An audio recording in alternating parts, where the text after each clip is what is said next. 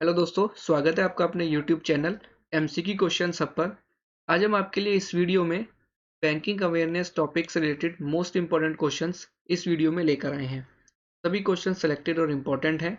और फ्रेंड्स, अगर आप किसी भी एग्जाम की तैयारी कर रहे हैं तो ये वीडियो आपके लिए मोस्ट इंपॉर्टेंट रहने वाली है। ये भाग 6 वीडियो है, बाकी के पार्ट्स आप प्लेलिस्ट में जाके चेक कर सकते हैं। तो चलिए स्टार्ट करते हैं फर्स्ट क्वेश्चन से। फर्स्ट क्वेश्चन है, पीबीआर का पूर्ण रूप क्या है, यानी कि आपको उसकी फुल फॉर्म बतानी है। तो बीबीआर की जो फुल फॉर्म है, इसका जो करेक्ट आंसर है वो है बी, बैंक बेस रेट। अब बैंक बेस रेट होता क्या है? बैंक आधार दर वह न्यूनतम बाजार दर है जो किसी देश के केंद्रीय बैंक द्वारा ऋण देने के लिए निर्धारित की जाती है। चलिए अगला सवाल देखते हैं दोस्तों। अगला सवाल है, आरटीजीएस का पूर्ण रूप क्या है? तो इसका जो सही जवाब है वो है A, real time gross settlement. Important point देख लेते हैं दोस्तों। Real time gross settlement RTGS शब्द एक फंड ट्रांसफर सिस्टम को संदर्भित करता है जो धन और या प्रतिभूतियों के तात्कालिक हस्तांतरण की अनुमति देता है। आरटीजीएस को आरबीआई द्वारा 26 मार्च 2004 को भारत में शुरू किया गया था और जो न्यूनतम राशि आप एक दिन में ट्रांसफर कर सकते हैं वो है 2 लाख और अधिकतम राशि है 10 लाख रुपए प्रतिदिन।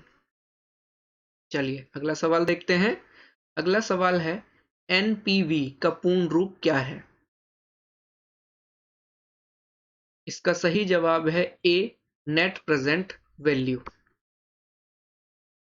नेट प्रेजेंट वैल्यू किसी निवेश से मिलने वाले कैश फ्लो और उसमें खर्च होने वाले कैश फ्लो का अंतर होता है। चलिए अगला सवाल देखते हैं दोस्तों। बैंक या सरकार के क्रेडिट पर जारी किए गए पेपर मनी को डैश कहा जाता है। सही जवाब है ए, फिड्यूसरी मनी। अब फिड्यूसरी मनी यानी कि प्रत्यायी धन अपने मूल्य के लिए इस विश्वास पर निर्भर करता है कि इसे आमतौर पर विनिमय के माध्यम के रूप में स्वीकार किया जाएगा।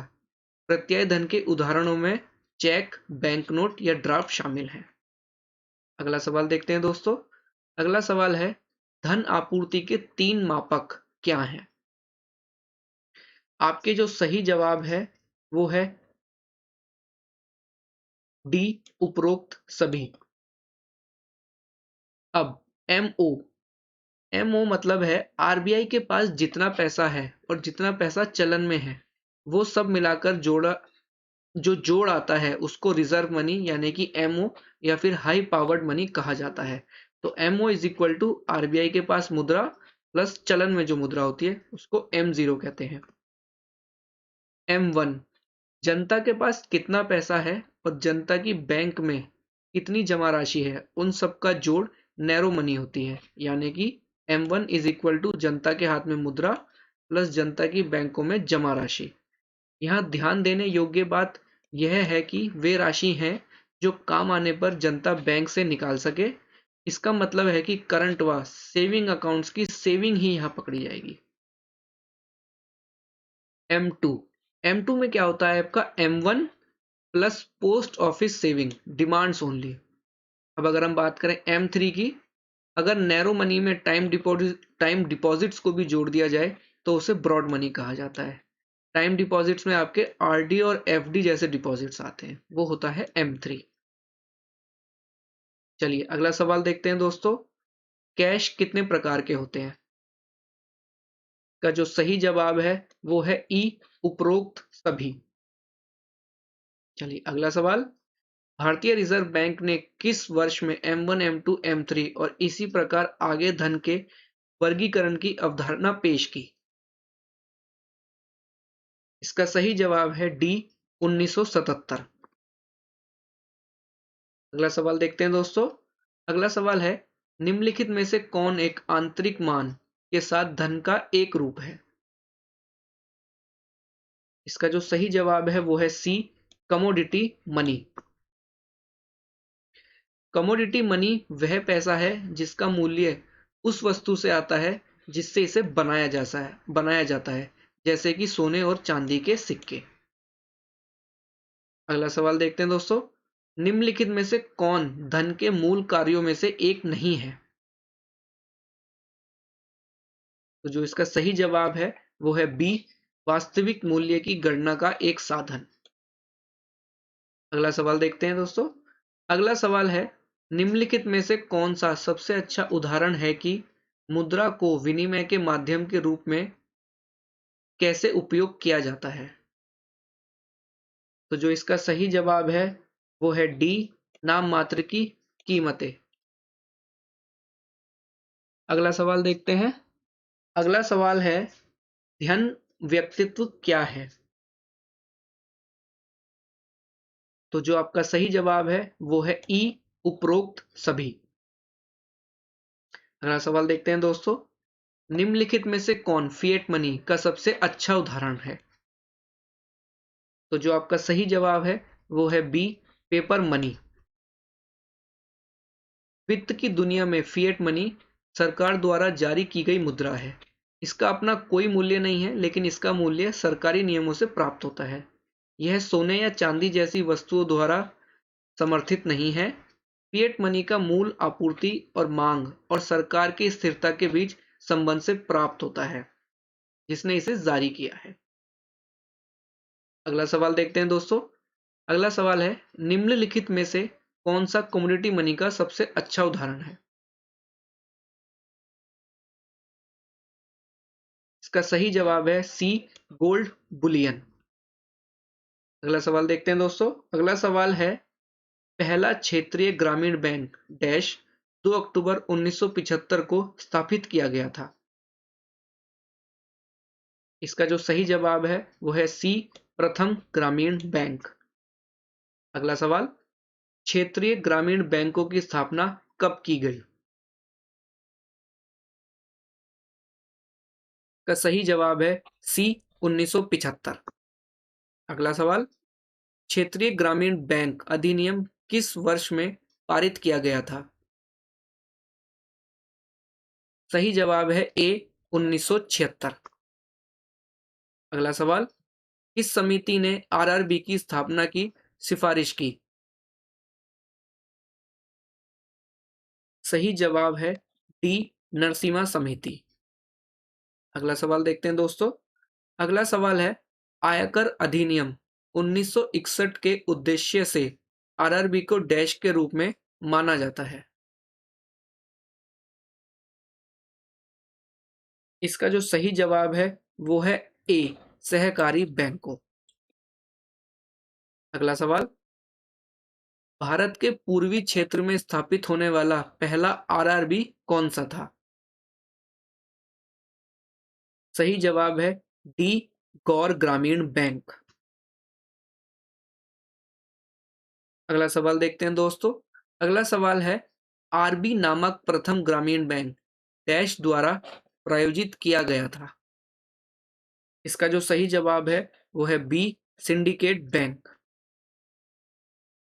अब बात करें हम सिंडिकेट बैंक की, तो सिंडिकेट बैंक का जो मुख्यालय है वो है मणिपाली में। इसके जो इस समय के सीईओ हैं वो है मृत्युंजय महापात्रा, और इसकी जो स्थापना हुई थी वो हुई थी 1925 उडुपी में, सिंडिकेट बैंक की। अगला सवाल देखते हैं दोस्तों। अगला सवाल है, निम्नलिखित में से कौन सा बैंक आर्यव्रत के ग्रामीण बैंक का प्रायोजक बैंक है?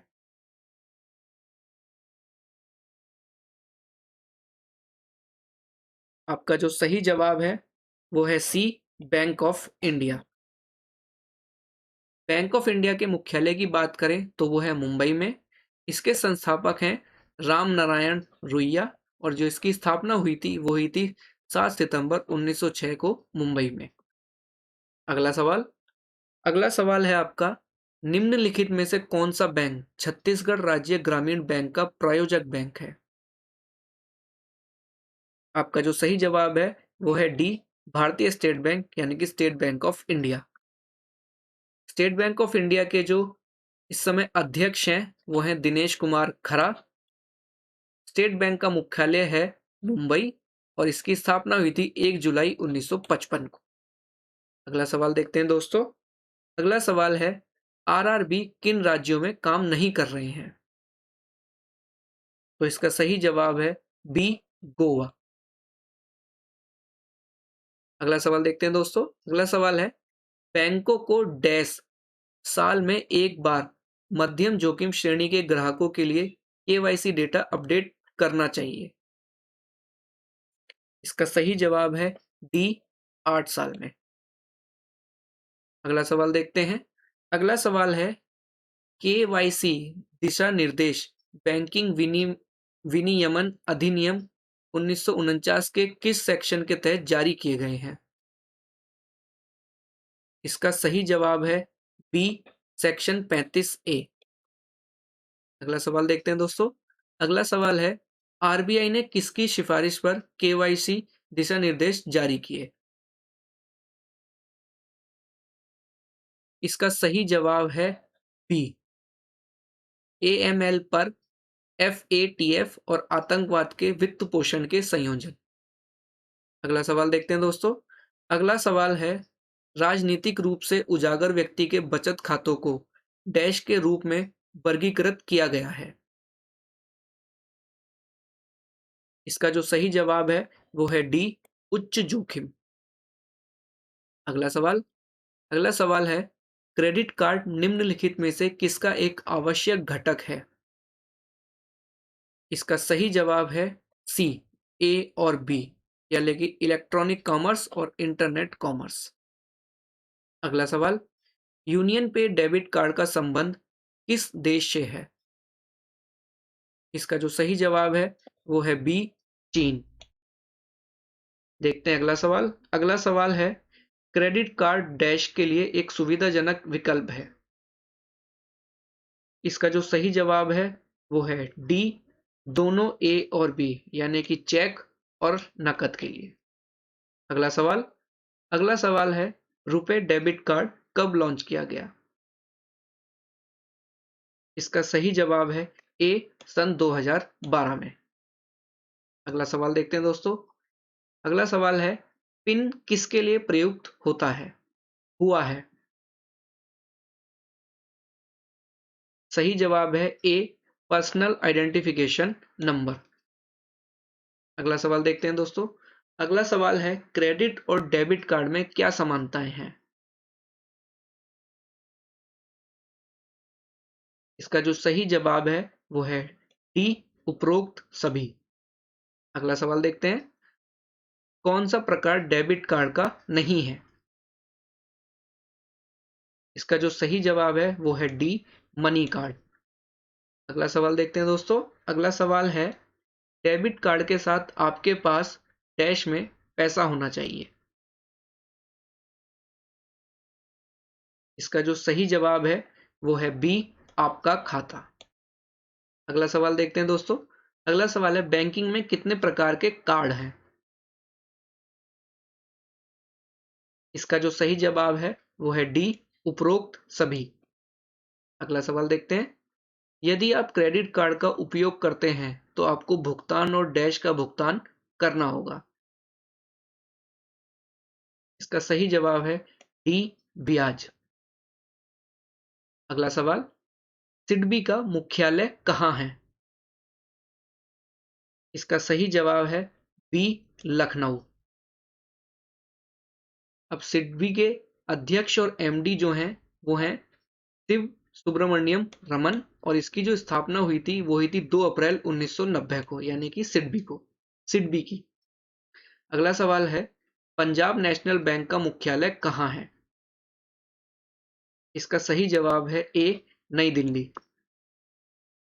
पंजाब नेशनल बैंक के जो सीईओ हैं वो हैं एस मल्लिकार्जुन राव, और इसकी स्थापना हुई थी 19 मई 1894 को। अगला सवाल, नाबार्ड बैंक का मुख्यालय कहाँ है? इसका सही जवाब है डी, मुंबई। नाबार्ड बैंक के जो अध्यक्ष हैं वो हैं हर्ष कुमार भनवाला, और इसकी स्थापना हुई थी 12 जुलाई 1982 को। अगला सवाल देखते हैं। अगला सवाल है, बैंक ऑफ बड़ौदा का मुख्यालय कहाँ है? इसका सही जवाब है सी, बड़ोदरा। बैंक ऑफ बड़ौदा के जो सीईओ हैं वो हैं एसएल जैन, और बैंक ऑफ बड़ौदा की स्थापना जो हुई थी वो हुई थी 20 जुलाई 1908 को। अगला सवाल, विश्व बैंक का मुख्यालय कहाँ है? इसका सही जवाब है ए, वाशिंगटन डीसी। विश्व बैंक के जो इस वक्त प्रेसिडेंट हैं वो हैं डेविड मलपास। इसकी स्थापना हुई थी जुलाई 1944 को, और इसका जो मोटो है विश्व बैंक का वो है गरीबी मुक्त दुनिया के लिए काम करना। अगला सवाल देखते हैं दोस्तों। अगला सवाल है, एसबीआई का मुख्यालय कहाँ है? इसका सही जवाब है सी, मुंबई।